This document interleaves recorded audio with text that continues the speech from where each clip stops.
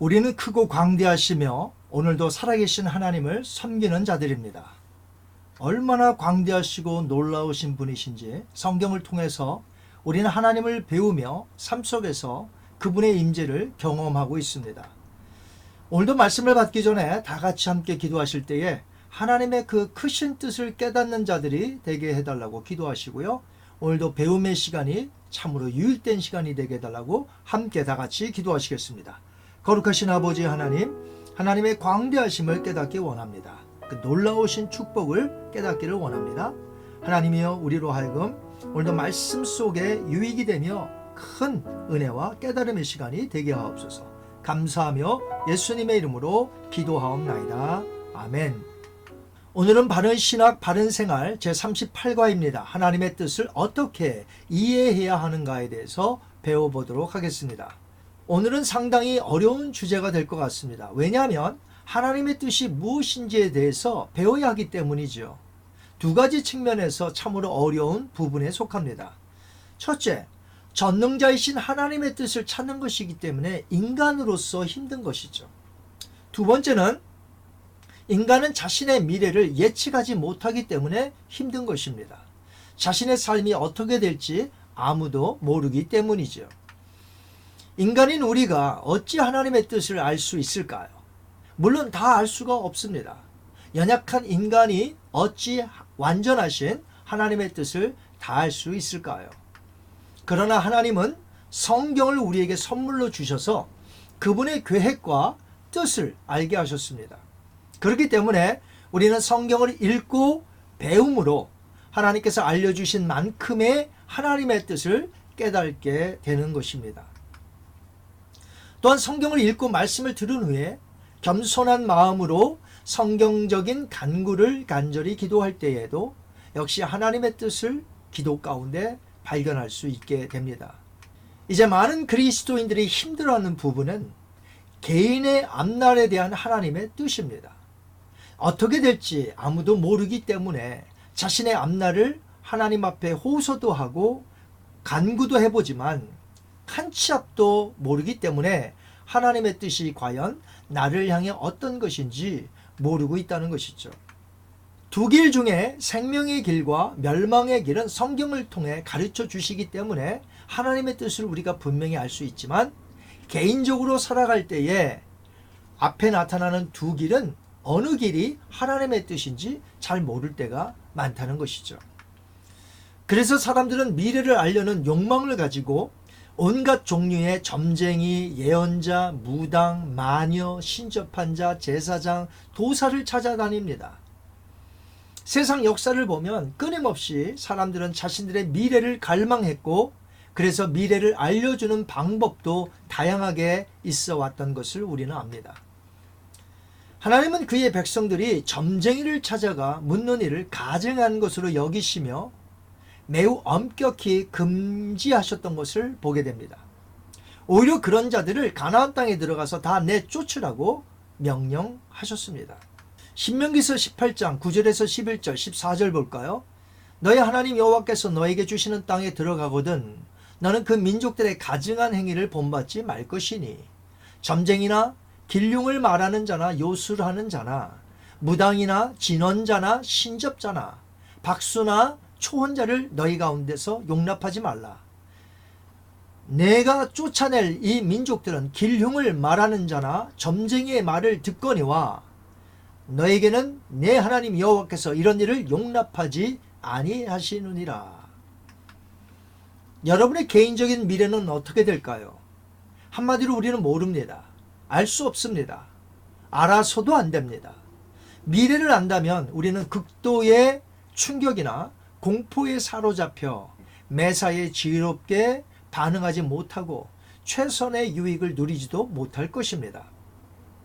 하나님은 개인적인 미래를 감추어 두셨습니다. 지금 저희는 코비드-19 팬데믹으로 불과 1년 반 전의 삶과 완전히 달라진 제한적인 삶을 살고 있습니다. 여러분 중에 혹시 이런 전염병이 전 세계를 강타하여 이렇게 힘들게 살 줄 아셨나요? 여러분은 이 팬데믹이 언제 완전히 사라지게 되어 다시금 일상생활로 돌아가게 될지 정확한 때를 알고 계십니까? 직장과 비즈니스, 교회가 언제 예전처럼 그런 날로 돌아갈지 그날은 아무도 모릅니다. 야고보의 말을 한번 들어보겠습니다. 야고보서 4장 13절에서 17절 말씀입니다. 들으라, 너희 중에 말하기를 오늘이나 내일이나 우리가 어떤 도시에 가서 거기에 1년을 머물며 장사하여 이익을 보리라 하는 자들아, 내일 일을 너희가 알지 못하는도다. 너희 생명이 무엇이냐? 너희는 잠깐 보이다가 없어지는 안개니라. 너희가 도리어 말하기를 주의 뜻이면 우리가 살기도 하고 이것이나 저것을 하리라 할 것이거늘 이제도 너희가 허탄한 자랑을 하니 그러한 자랑은 다 악한 것이라. 그러므로 사람이 선을 행할 줄 알고도 행하지 아니하면 죄니라. 야고보가 말한 것은 먼저는 하나님의 뜻을 배제하여 자신의 뜻대로 살고자 하는 이방 사람들의 어리석음을 지적했습니다. 그 후에는 주의 뜻대로 살아야 할 성도들의 인생 자세에 대해서 말한 것이에요. 성도는 하나님의 뜻대로 그 주권 하에서 겸손히 살아야 한다는 사실을 알면서도 만약에 그렇게 행하지 않는 것이 죄라고 말한 것입니다. 야고보는 말하길 우리가 안다고 생각하는 하나님의 미래적 뜻보다 현재 알고 있는 하나님의 뜻이 더 중요하다고 말합니다. 우리는 주제넘게 미래를 속단하기보다는 현재 하나님의 뜻에 충실해야 합니다. 내가 오늘 어떻게 살아야 할지 성경에서 가르쳐 주셨습니다. 하나님을 사랑하고 이웃을 사랑하고 어려운 자들을 구제하고 전도하고 선교하며 가정을 돌보며 직장에서 비즈니스에서 주의 영광을 나타내며 남들을 용서하고 비방하지 않으며 우리에게 주신 몸으로 건강을 유지하는 것, 이 모든 것들은 바로 오늘 내가 행해야 하는 것들이죠. 하나님의 뜻은 성경에서 기록된 대로 그 말씀과 명령대로 날마다 하나님의 말씀에 순종하며 살아가는 것입니다. 미래를 자꾸만 알려고 하기보다는 매일 하나님의 말씀을 실천하며 사는 것입니다. 그러다 보면 우리를 향하신 뜻과 계획으로 계속 우리가 나아가게 된다는 것이죠. 예수님은 산상수훈에서 우리에게 내일 일을 염려하지 말고 오늘 일에 힘쓰라고 권고하십니다. 대신 예수님은 우리에게 우선순위를 바로 하여 오늘을 힘쓰며 살되 첫째에 놓을 것을 요구하시죠. 즉 하나님의 나라와 그 의를 구하는 것이 그렇습니다. 저한테 한글로 번역된 하나님의 뜻이란 책이 있습니다. 이 제럴드 시처 목사가 썼는데 참으로 많은 고난과 역경이 그에게 있었습니다. 그가 그 책에서 이런 말을 하였습니다. 하나님의 뜻이란 현재 하나님을 섬기고 높이는 일이지 미래의 거창한 계획과는 별로 상관이 없다. 물론 성경 기자들을 보면 미래를 무시하지 않는다. 단지 미래에 대한 시각이 우리와 다를 뿐이다. 그들은 하나님이 그리스도를 통해 과거를 구속하셨고 장래에도 모든 것을 합력하여 선을 이루실 분임을 믿었다. 하나님께서 전권을 가지셨기에 미래는 그분의 손에 달려 있다.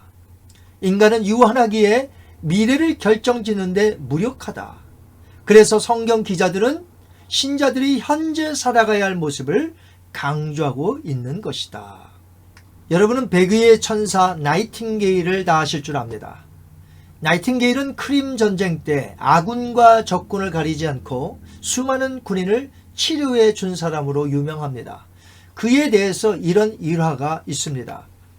나이팅게일은 전쟁 중인지라 병원이 몹시 더러운 것을 보고는 마루를 닦았습니다. 그러자 담당 의사가 나이팅게일에게 와서 말했습니다. 시간이 있으면 좀 쉬도록 하세요. 그러자 그녀는 이렇게 말했습니다. 병원은 무엇보다 청결해야 하는 곳입니다. 이 손은 하나님이 주신 손이지요. 제가 일을 하는 것이 아니라 하나님의 일을 내가 대신하는 것이랍니다. 나이팅게일의 헌신적인 봉사가 세상에 널리 알려졌을 때 한 기자가 찾아와 이렇게 질문을 합니다. 어떻게 해서 그런 삶을 살 수 있었다고 생각하시나요? 나이팅게일은 이렇게 답변했다고 합니다. 오직 하나님이 나를 불러주신 그 뜻에 나를 맡기고 오늘을 사는 것, 이것 하나뿐이지요. 나이팅게일의 31세 때 쓴 일기에 이런 글이 쓰여져 있다고 합니다. 이제 더 이상 유치한 일이나 허무한 것들은 바라지 말자. 주님, 제가 주님의 뜻만을 생각하게 해 주옵소서. 나이팅게일은 하나님께서 언제 전쟁이 끝나게 하실지 그분의 뜻을 알지 못했습니다. 하지만 그곳에 보내신 뜻과 그곳에서 생명을 치료하여 살리는 일에 부르신 것은 잘 알고 있었기 때문에 열악한 환경 속에서 날마다 최선을 다했던 것입니다.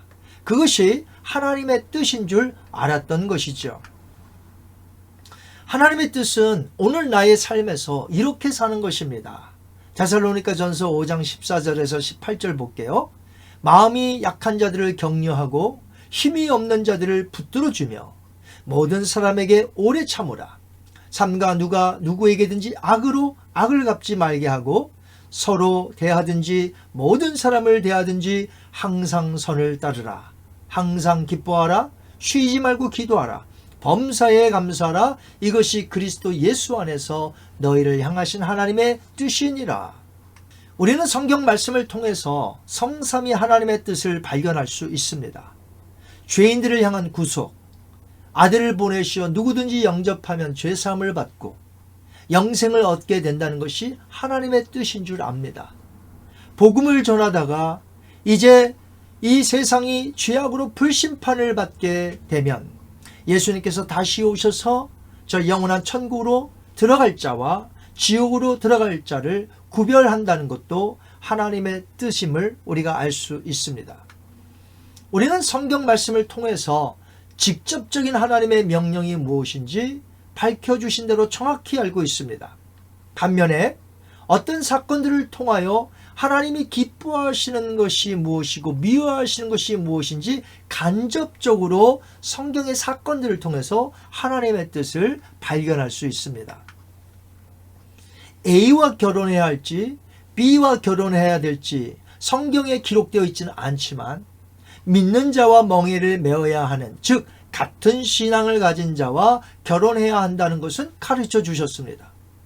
그리고 세속적인 악한 결혼 풍습의 상대가 아니라 성경적인 결혼 상대가 누구인지 성경은 분명히 가르쳐 주셨습니다. 직접적이든 간접적이든 우리에게 가르쳐 주셨다는 것이에요. 그럼에도 불구하고 여전히 우리의 개인적인 삶에서 하나님의 뜻이 무엇인지 모를 때가 많이 있음을 우리는 겸손히 고백해야 할 것입니다.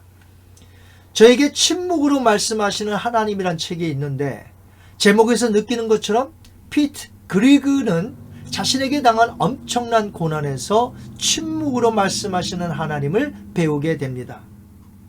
그렇습니다. 우리도 많은 경우 어떤 것을 위해 기도하지만 침묵으로 말씀하시는 하나님을 자주 경험하곤 합니다. 그런가 하면 저에게 또 이런 책도 있습니다. 질병은 하나님의 뜻이 담긴 교과서입니다. 류익태 목사님이 병상에서 쓴 책입니다. 오랜 투병생활을 하면서 하나님의 뜻을 깨닫게 된 내용을 쓴 책입니다. 치료받았기 때문에 간증 차원에서 쓴 것이 아니고요. 치료받지 못했지만 병 중에서 하나님의 뜻을 깨달았기 때문에 나누었던 귀한 책인 것이죠.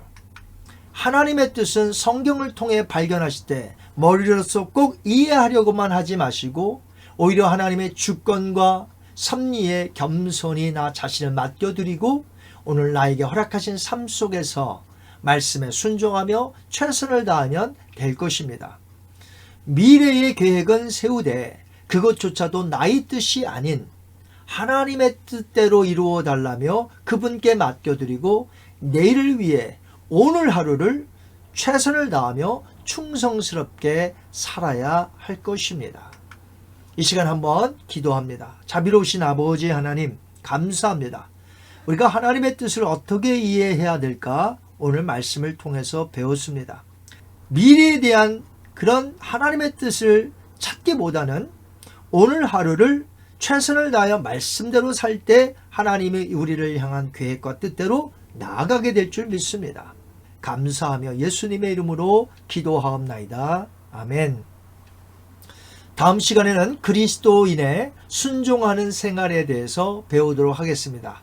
한 주간도 주 안에서 승리하시는 여러분이 되시길 바랍니다. 감사합니다.